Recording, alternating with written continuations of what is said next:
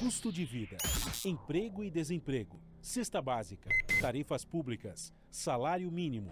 Agora, na Brasil Atual, a análise do DIEESE. A situação econômica do Brasil sob o governo de Jair Bolsonaro segue piorando dia a dia. Fevereiro teve a maior inflação dos últimos 7 anos, acumulando 10,54% em 12 meses. Na noite desta quarta, o Copom aumentou a taxa básica de juros de 10,75% para 11,75% e já deixou apontado uma nova alta na próxima reunião. E a inflação projetada já vai a 7,1% para o fim desse ano. Sobre isso, nós vamos conversar agora com o diretor técnico do DIEESE, Fausto Augusto. Bom dia, Fausto. Tudo bem? Bom dia, Rodrigo. Bom dia a todos. Fausto, na reunião de ontem, o Copom elevou a taxa de juros em 1% e já indica que ela deve ir a 12,75% na próxima reunião. Com isso, a taxa de juros real do Brasil agora só perde para a Rússia, que enfrenta uma guerra e as maiores sanções que um país já sofreu na história. Como que você avalia a situação? Que consequências isso traz para a economia brasileira? Bem, nós voltamos mais uma vez à discussão sobre juros e inflação. A elevação da taxa de juros ontem pelo Banco Central em 1 ponto, colocando o Brasil aí entre a segunda maior taxa de juros do mundo, vai mostrando um pouco o que é o movimento de que, de alguma forma, mais uma vez, a gente vai transferindo renda do mundo produtivo para o capital volátil, aí, o capital financeiro, de um lado.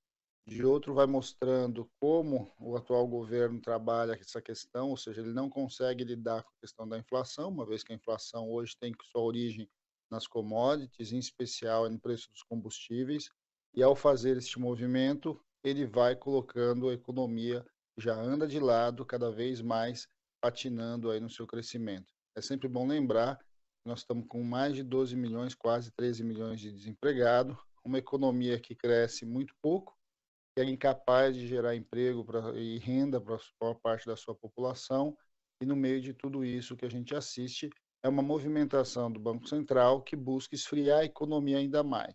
Por quê? Porque o aumento da taxa de juros tem como intenção, basicamente, diminuir a atividade econômica para tentar conter uma inflação, e não tem como causa uma inflação de demanda, ou seja, a nossa inflação não cresce porque as pessoas estão comprando mais, a nossa inflação cresce porque os preços internacionais, em especial do barril do petróleo e da taxa de câmbio, eles vão sendo reproduzidos na economia em geral por conta de uma opção de preços que a Petrobras tem. Ou seja, os preços administrados, de um lado combustíveis, do outro lado energia elétrica, vão sendo repassados, vão aumentando para a população de acordo com o que está acontecendo no cenário internacional. Quando a gente olha para tudo isso, a gente vai vendo uma inflação que de um lado cresce, do outro lado uma taxa de juros que vai se ampliando mês a mês, o custo de pagamento da dívida vai ficando cada vez maior, e aí de um lado você transfere renda e de outro você também não consegue controlar a inflação. De alguma forma, essa é a armadilha que nós caímos mais uma vez, não é novidade, o Brasil já viveu isso em vários momentos da sua história, desde que implementou o chamado tripé econômico, e que de alguma forma busca conter uma inflação que na prática não será contida por essa alta. Paga-se o mais pobre novamente em detrimento aí do mais rico, que vai de alguma forma avançar e ganhar cada vez mais nas suas aplicações financeiras. Pois é, Fausto, e a deterioração do cenário tem sido bem rápida, né? A projeção da inflação já está em mais da metade do que foi acumulado do ano passado. E na reunião de ontem, o Copom apontou para esse crescimento de 7,1% na inflação ao ano, né, no ano, que é bem acima dos 5,65% que estavam indicados na semana passada. E já traz aí um temor, né? Muitas pessoas lembram de como foi os anos 80, aquele crescimento absurdo da inflação, que era diário. Como que você vê essa situação com esses dados? Quão preocupante é esse cenário? Bem, o que nós estamos assistindo é que dos dois lados a população vai sendo atingida. O que a taxa de juros tem a ver com a nossa vida? Primeiro que a taxa de juros encarece o custo do dinheiro, ou seja, nós estamos pegando mais recursos e tendo que pagar muito mais por empréstimos, por crédito, tanto para empresas quanto para famílias. Numa sociedade em que a taxa de endividamento das famílias também é alta, isso tem um custo para essas famílias bastante importante.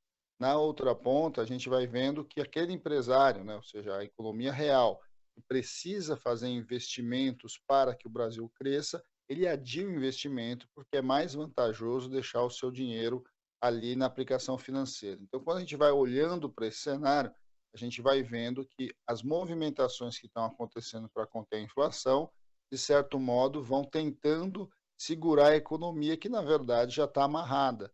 A ideia de que você, ao reduzir aí a atividade econômica, você segura a inflação, principalmente de serviços, ela primeiro que ela de fato não tem eficácia no aumento real de preços hoje, uma vez que o nosso problema é uma inflação de oferta, ou seja, os preços vão subindo na produção, seja porque boa parte dos nossos insumos são importados, seja porque o preço dos combustíveis está atrelado ao preço do mercado internacional do barril de petróleo, e tudo isso vai empurrando a inflação para cima.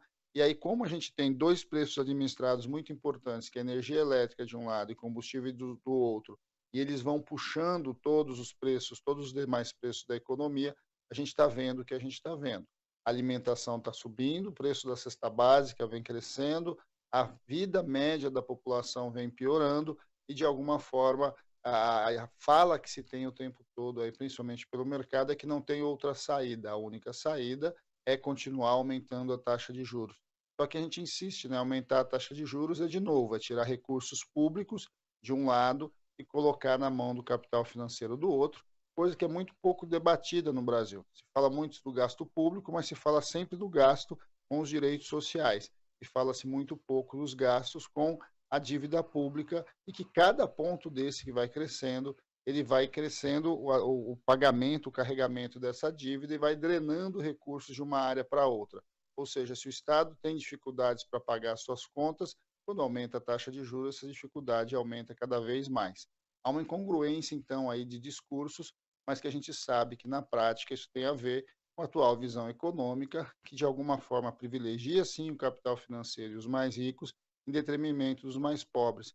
A partir de uma ideia, nesse caso, com relação ao barril do petróleo e preço de combustíveis, vinculada principalmente a política de paridade de preço internacional que a Petrobras vem executando. Pois é, Fausto. Uma última questão, mudando um pouquinho de assunto. O governo Bolsonaro deve anunciar hoje a liberação de saques do FGTS entre 500 e R$ 1.000, com o objetivo de aquecer a economia. Essa missão de aquecer a economia não devia ser justamente o papel da política econômica do governo, mas está aí sendo terceirizado com o dinheiro dos trabalhadores? Como que você avalia essa medida, Fausto? Então, Rodrigo, essa inversão aí é a contradição dessa política. Se de um lado o aumento da taxa de juros busca retirar dinheiros da economia, né, porque é isso que se faz, quando se aumenta a taxa de juros, você estimula que aquele que tem recurso continue com o recurso do mercado financeiro, você, por outro lado, quer liberar recursos públicos vinculados à poupança dos trabalhadores, ao FGTS. É claro que, do ponto de vista individual, daquele que tem um recurso ali dentro, que precisa pagar a sua dívida, não é ruim, ele precisa acessar o fundo e poder usar o seu recurso. Mas, por outro lado, quando você olha a função para a qual o fundo foi criado, ou seja, ele foi criado para que ele seja uma poupança emergencial para o trabalhador quando ele perde o seu emprego ou quando ele tem uma doença grave, de um lado, e ele também é um fundo destinado ao financiamento da habitação popular em geral, a gente vai vendo que o governo Bolsonaro vai desmontando o papel de um dos maiores fundos que nós temos na nossa sociedade, não vai colocando esse dinheiro no capital, na ativação da economia por meio da construção civil, e, por outro lado, ele acredita que colocar esse recurso vai dinamizar a economia e a taxa de juros busca reduzir a economia. Então, quando a gente vai olhando, existe uma grande contradição. Afinal de contas, qual é a política econômica? A política econômica é para estimular que a economia cresça, e aí a inflação sobe, ouvindo e lendo o que o Copom diz, ou a política econômica é esfriar a economia porque a inflação caia. Tem uma contradição ali que não cabe dentro do cenário que nós estamos vivendo e que vai mostrando como o atual governo basicamente está perdido do ponto de vista da sua atuação econômica e que, de alguma forma, a gente sabe que o aumento de um ponto percentual retira muito mais dinheiro da economia do que a liberação do FGTS é capaz de colocar para rodar na economia. E aí você vai vendo essa contradição e, na prática, vai levando a gente para onde a gente está. Uma taxa de desemprego muito alta, um crescimento econômico muito baixo e uma inflação que continua crescendo, apesar do aumento da taxa de juros. O governo está perdido, né, Fausto? Não se sabe exatamente onde se quer chegar e a gente a cada dia vai sofrendo as consequências disso. Agradeço sua participação de hoje aqui no Jornal Brasil Atual e um bom dia para você, Fausto. Bom dia a todos novamente. Conversamos aqui com o diretor técnico do DIEESE, Fausto Augusto.